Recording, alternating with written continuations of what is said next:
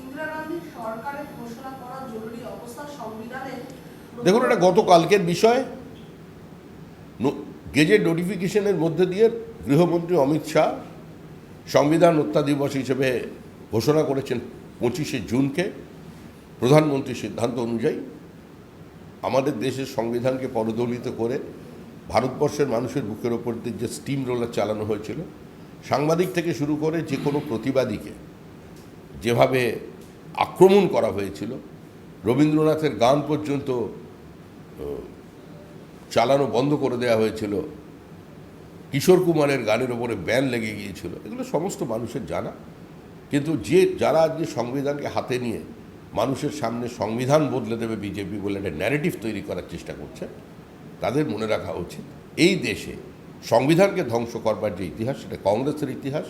যে কোনো নির্বাচিত সরকারকে 356 ধারা জারি করে ফেলে দেবার ইতিহাসটা কংগ্রেসের ইতিহাস।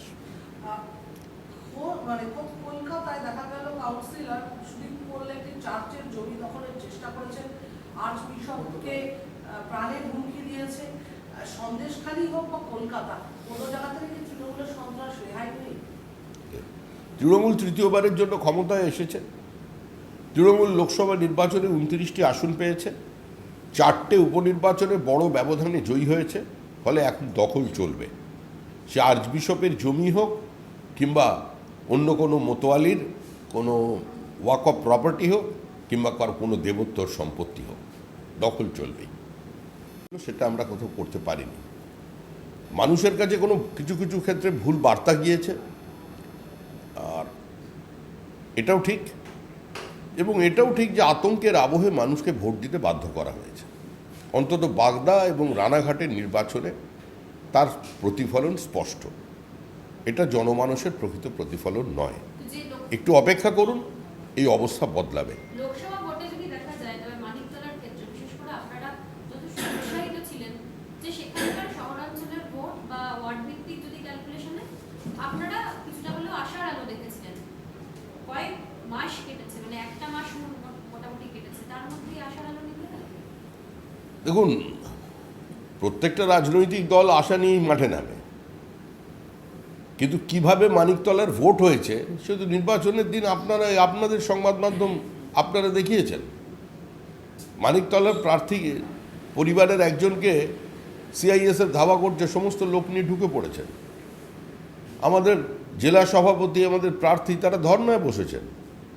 তো কালকে অবরুদ্ধ করে ভোট হয়েছে। 31 নম্বর ওয়ার্ডে কোনো ভোট হয়নি, 12, 13, 14 কীভাবে ভোট হয়েছে? দেখুন, এটা পরাজিতের আর্তনাদ নয়, আর আমি কোনো এক্সকিউজ দেওয়ার জন্য এখানে বসিনি।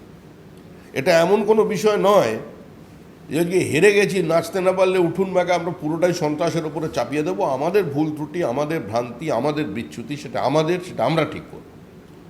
242টা আসনে লোকসভায় নির্বাচনে প্রতিদ্বন্দ্বিতা করে ইন্দিরা গান্ধীর মৃত্যুর পর আমরা 2টো আসন পেয়েছিলাম।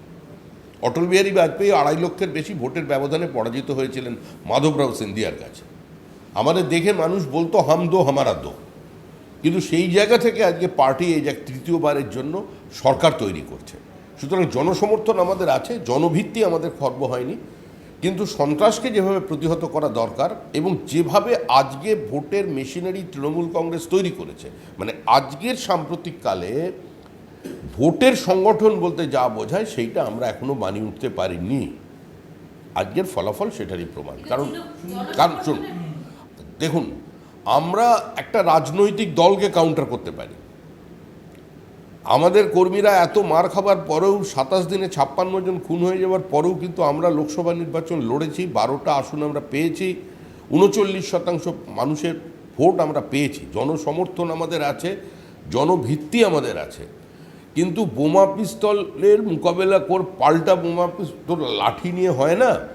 কিন্তু একটা জায়গায় যেখানে সম্পূর্ণভাবে পুলিশ, সিভিক ভলেন্টিয়ার্স, দুষ্কৃতী, রাজনৈতিক কর্মী, নেতা, বিধায়ক, মন্ত্রী একযোগে আক্রমণ করছে, তাকে প্রতিহত করবার মতো যে সাংগঠনিক দক্ষতা সেটা আমাদের নেই, সেটা আমরা পাচ্ছি না। এটা অপারক আমরা।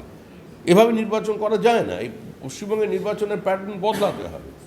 সারা দেশে ধরনের নির্বাচন হয়নি। আমরা তো প্রার্থীদের অন্য জায়গাতেও পরাজিত হয়েছে দেশের, কিন্তু সেখানে সন্ত্রাসের অভিযোগ তো নেই। 8 লক্ষ ভোটের ব্যবধানে জিতেছেন শিবরাজ সিং চৌহান, কংগ্রেসের কোনো প্রার্থী সেখানে অবস্থানে বসেছেন? সন্ত্রাসের অভিযোগ আছে, রক্তপাত আছে, প্রাণহানি আছে, বুথ দখলের অভিযোগ আছে। 29টা আসন পেয়েছে মধ্যপ্রদেশে, কোনো কেউ অভিযোগ করেছেন? উত্তরপ্রদেশে আমাদের প্রার্থী যদি চাইতেন, যদি উত্তরপ্রদেশের মুখ্যমন্ত্রী চাইতেন, একটা আসনও কংগ্রেস ওখানে জিতে আসতে পারতো, যেভাবে পশ্চিমবঙ্গের ভোট হয়। এই রাজনীতিতে আমরা বিশ্বাস করি না। আমাদের দল এই বহুদলীয় সংসদীয় ব্যবস্থায় অংশগ্রহণ করেছে। মানুষের মত প্রকাশের স্বাধীনতা এটা ভারতবর্ষের পরম্পরা এবং আমরা সেই সংস্কৃতিতে বিশ্বাস করি, তা নিয়ে রাজনীতি করছি। আপনারা যে প্রশ্নই করুন না কেন, আমরা হেরেছি, যারা জিতেছে তাদের অভিনন্দন, যেভাবেই জিতুক তাদের অভিনন্দন, কিন্তু পার্টি এই অবস্থার মধ্যে থেকে বেরিয়ে আসবে। আপনি বলছেন জনসমর্থন আরো একবার প্রমাণ করলো যে মানুষ বিজেপিকে বাংলায় রিজেক্ট করেছে। শুনুন, উপনির্বাচনের ফলে বাংলায় মানুষকে রিজেক্ট করেছে মানে আমি একবার উপনির্বাচনে জিতেছিলাম দক্ষিণ বসিরহাট দক্ষিণ থেকে, তার মানে কি সেখানে মমতা বন্দ্যোপাধ্যায়কে বাংলার মানুষ রিজেক্ট করে দিয়েছিলেন 2014 সালে? নির্বাচনের ফলাফল যদি সম্পূর্ণভাবেই জনমানসের প্রকৃত প্রতিফলন হয়, তাহলে প্রতিনিয়ত এই যে আপনারা কেস সিং একজন মহাপুরুষ বানাচ্ছেন, একজন মন্ত্রী, একজন বিধায়ক একজনের বিরুদ্ধে স্টেটমেন্ট করছেন, মুখ্যমন্ত্রী কড়া বার্তা দিচ্ছেন, এগুলোর অর্থ কি? মুখ্যমন্ত্রীর কবচ বৈঠক, রক্ষা কবচ বই কেন নিয়ে এগুলোকে গ্রামে পৌঁছতে পারলেন না? উপনির্বাচনের ফলাফল দিয়ে পশ্চিমবঙ্গের সাম্প্রতিক রাজনীতি এবং তৃণমূল কংগ্রেসের একদলীয় একাধিপত্য, এটাকে সমর্থন করা বা এটা সাবস্টেন্সিয়েট করা সম্ভব নয়। সৌরভবাবু, দুটো প্রশ্ন। প্রথমটা হচ্ছে যে আপনাদের বিধায়ক, এই 3টি আসনের মধ্যে আপনাদের বিধায়ক ছিল 21-এ, তারা দল পরিবর্তন করেছিলেন বাগদা, রানাঘাট দক্ষিণ এবং রায়গঞ্জ, এবং তার মধ্যে আপনাদের বিধায়ক হিসেবে 21-এ জয়ী মুকুটমণি অধিকারী, কৃষ্ণ কল্যাণী, যারা 2024-এ ওই বিধানসভাতে, ওই লোকসভা ভোটে তারা মার্জিন তাদের বিরুদ্ধে ছিল, তারা আবার বিধায়ক হলেন, তৃণমূলের প্রতীকে জয়ী হলেন। এটা কিভাবে দেখছেন আপনারা? আমরা তো স্বাভাবিকভাবে যে আতঙ্কের আবহে ভোট হয়েছে, যেভাবে নির্বাচন লড়ার দরকার ছিল, সেই সামর্থ্য আমাদের নেই। এটা তো অস্বীকার করার কোনো লজ্জা নেই। একটা রাজনৈতিক শক্তি শাসক দলে আছে, স্বাভাবিকভাবেই শাসক দল একটু এগিয়ে থাকে, অ্যাডভান্টেজ রুলিং পার্টি। তার সঙ্গে সরাসরি নগ্নভাবে পুলিশ, সিভিক ভলেন্টিয়ার্স আর সমস্ত দুষ্কৃতী যোগ দিয়েছে। গ্রামে গ্রামে মানুষকে, আমাদের প্রার্থী বাগদার একজন মহিলাকে নিয়ে এসেছেন, তিনি শেষ পর্যন্ত ভোট দিলেন না, বলেন আমার আঙুলে কালি লাগলে আমার ছেলে খুন হতে পারে। আমরা তো ভেবেছিলাম এই পরিস্থিতির মধ্যে ভোট হয়েছে, সুতরাং এই ধরনের ফল আমাদের কাছে পার্টিগতভাবে প্রত্যাশিত ছিল। এটার জন্য ব্যক্তিগতভাবে দায়ী করা বা মানুষ আমাদের সঙ্গে নিয়ে বলার বিশ্বাস নয়। যে 4টি কেন্দ্রে আমাদের প্রার্থীরা আজকে পরাজিত হলেন, এই 4টি কেন্দ্রেও মানুষের রায় আমাদের সঙ্গে আছে। জনাদেশ যাই হোক না কেন, এই ভোটের ফলাফল, ওখানে বিজেপির জনভিত্তি সামান্যতম নড়ে যায়নি। এটা ভবিষ্যৎ আপনাকে প্রমাণ করে দেবে। দেশ জুড়ে যা রিপোর্ট আসছে, তাতে 13টি কেন্দ্রের এখন পর্যন্ত প্রায় ফলাফল তৈরি হয়ে গেছে। এর মধ্যে 11টিতে ইন্ডিয়া জোট এগিয়ে রয়েছে, 2টিতে মাত্র বিজেপি। হতে পারে, এটা থেকেই তো সারা দেশের এই অবস্থা দেখেই তো পশ্চিমবঙ্গের মানুষের শিক্ষা নেওয়া উচিত। রাজনৈতিক সংস্কৃতি কোথায়, এখন কোন 11টি আসনে কে প্রার্থী ছিলেন, কে জোট ছিলেন, তার সঙ্গে পশ্চিমবঙ্গের রাজনীতির কোনো যোগাযোগ নেই। এই মুহূর্তে তৃতীয়বারের জন্য দেশের প্রধানমন্ত্রী হচ্ছেন নরেন্দ্র মোদী। এই সরকার শক্তিশালী হবে, এই দেশ শক্তিশালী হবে, দেশের অর্থনীতি শক্তিশালী হবে, দেশের সীমানা বৃদ্ধি পাবে। এটা পশ্চিমবঙ্গের বলব।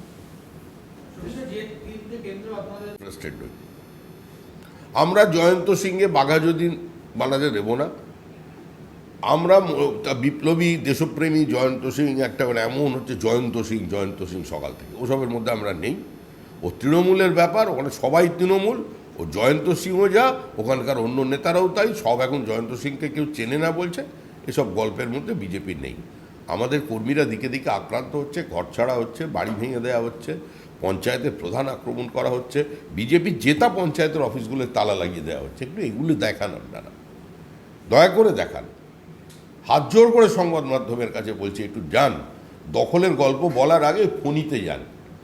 ননি ফণি আছে আপনার বাইপাসের ওপরে, মল বাজার করতে যান তো, সুন্দর মল, ওইখানে গিয়ে আমার স্যাটেলাইট পিকচার দেখুন কতগুলো পুকুর বুঝিয়েছে।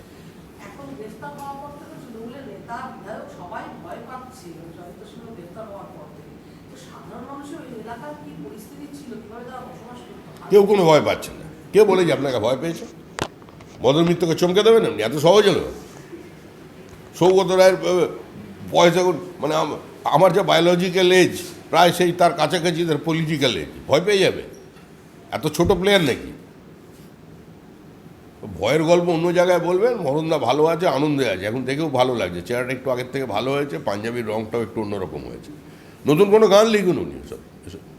সমীরবাবু, লোকসভা ভোটের ফল আপনারা যে ঘোষণা বাকি সমস্ত কেন্দ্রেও তাই একই ট্রেন্ড। আপনারা দাবি করেছিলেন যে আপনাদেরই জয় হবে, তারপরে এই রেজাল্ট।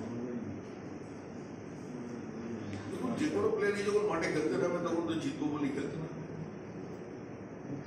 কোন প্রতিকূল পরিস্থিতিতে, কোন বিপরীত পরিস্থিতিতে বিজেপিকে এবারে নির্বাচন লড়তে হয়েছে লোকসভা নির্বাচনের পরে, সেটা আমার মনে হয় আর কেউ না যেন অন্তত সাংবাদিকরা জানে। তার পরিপ্রেক্ষিতে আমরা লড়াই করেছি, যতটা জায়গায় এই কোয়েশন সম্ভব হয়েছে আমরা বসাতে পেরেছি। কিন্তু মানুষকে যদি আটকে দেওয়া হয়, আমাদের ট্র্যাডিশনাল ভোট ব্যাংকের উপর যদি এভাবে আক্রমণ করা হয়, সেটাকে আমরা প্রতিহত করতে পারি। কারণ আজকের পশ্চিমবঙ্গের রাজনৈতিক সংগঠন বলতে যেটা বোঝানো হচ্ছে, সেই সংগঠনটা আমরা এখনো তৈরি করে উঠতে পারি। বোমাগুলির বিরুদ্ধে এক সংঘবদ্ধভাবে আজকে যেভাবে সন্ত্রাস চলল, এবং দুর্ভাগ্যজনকভাবে আমাদের কেন্দ্রীয় বাহিনীও যেভাবে পরিচালিত হতে হলো নির্বাচন কমিশনকে এত বলার পরেও, সেক্ষেত্রে এটা হয়েছে। এর থেকে আমাদের ঘুরে দাঁড়াতে হবে। এর থেকেও খারাপ দিন আমরা দেখেছি।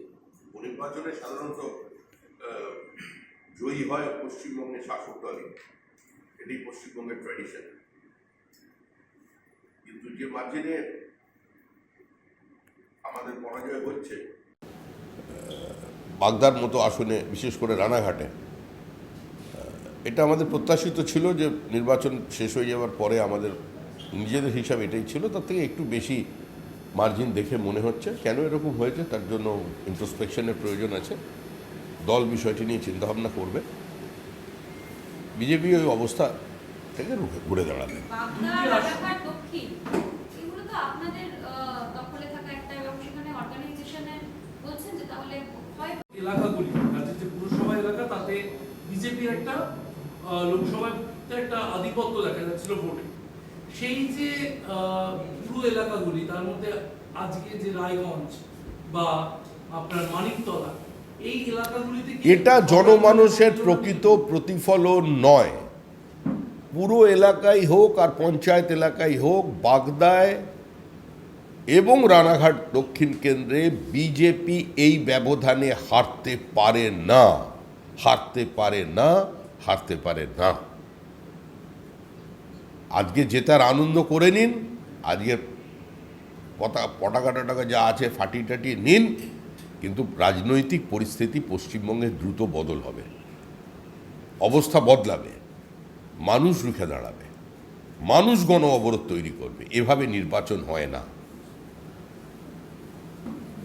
গোলাঘাট কাণ্ড, পুলিশের লকআপে একজন যুবককে নিয়ে গিয়ে খুনের অভিযোগ পরিবারের, আদালতে দ্বারস্থ হওয়ায় আজকে আবার দ্বিতীয়বার ময়নাতদন্ত হচ্ছে সেই যুবকের, এবং অভিযোগকারী যে পরিবার, তাদের উপস্থিতিতে, ডিস্ট্রিক্ট ম্যাজিস্ট্রেটের উপস্থিতিতে সেখানে ময়নাতদন্ত করার কথা বলা হয়েছে।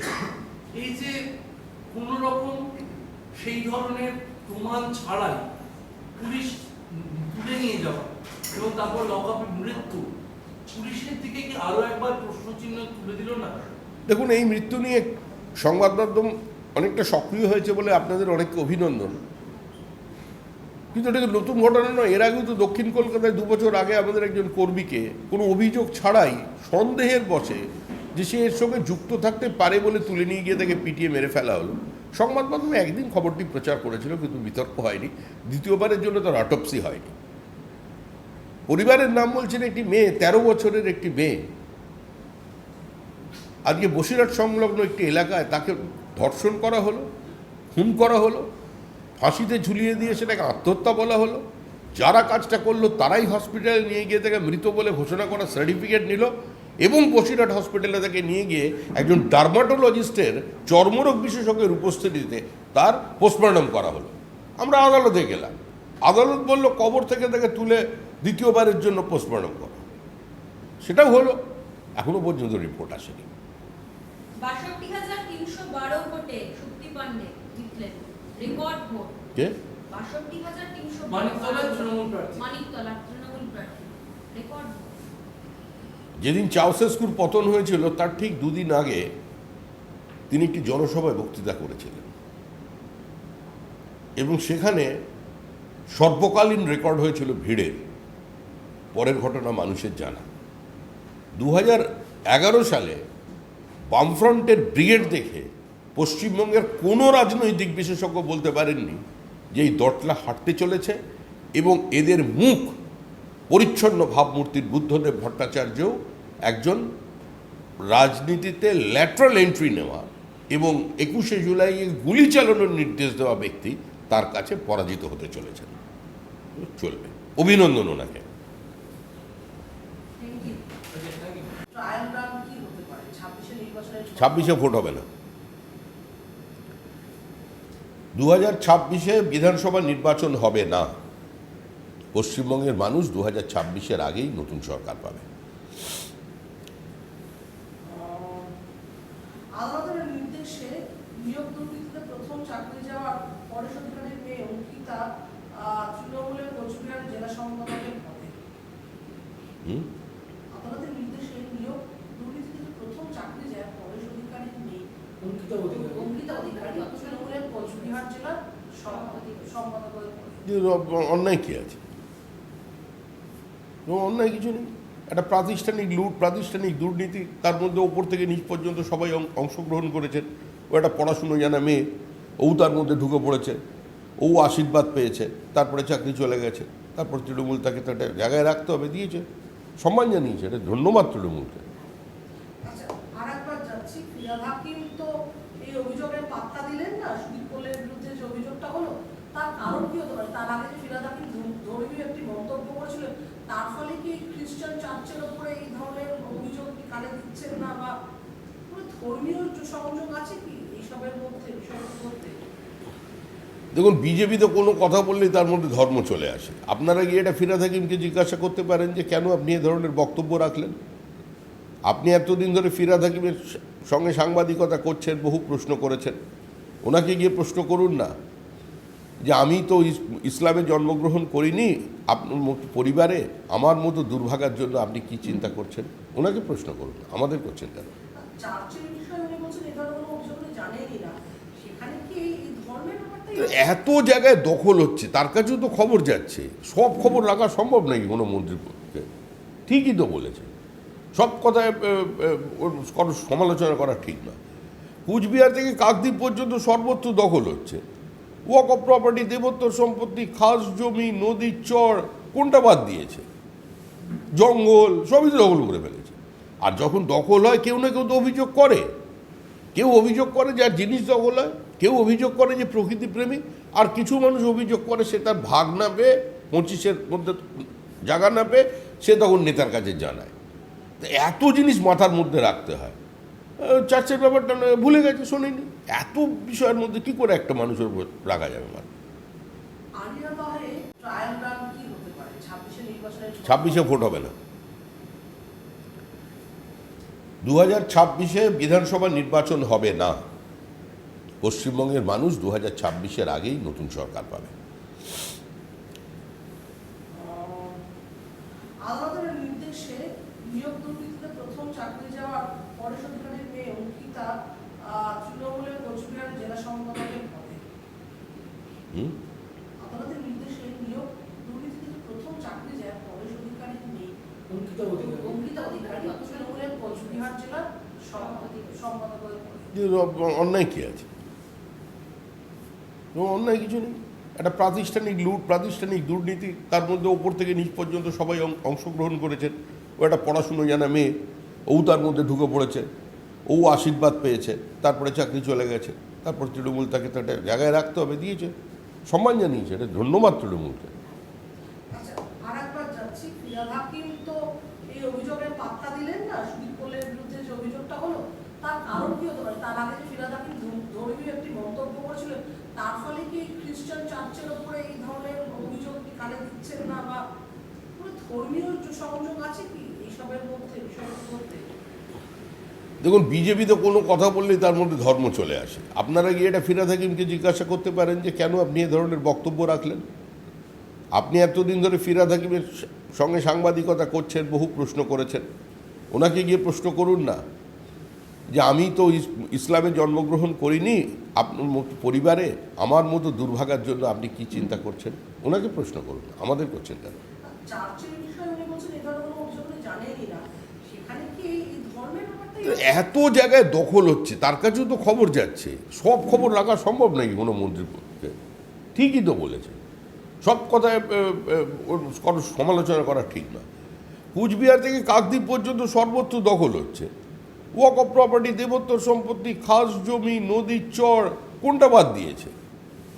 জঙ্গল সবই তো দখল করে ফেলেছে। আর যখন দখল হয় কেউ না কেউ তো অভিযোগ করে, কেউ অভিযোগ করে যার জিনিস দখল হয়, কেউ অভিযোগ করে যে প্রকৃতিপ্রেমী, আর কিছু মানুষ অভিযোগ করে সে তার ভাগ না পেয়ে, 25-এর মধ্যে জায়গা না পেয়ে সে তখন নেতার কাছে জানায়। তো এত জিনিস মাথার মধ্যে রাখতে হয়। চার্চের ব্যাপারটা ভুলে গেছে, শোনেনি। এত বিষয়ের মধ্যে কি করে একটা মানুষের উপর রাখা যাবে মাথা?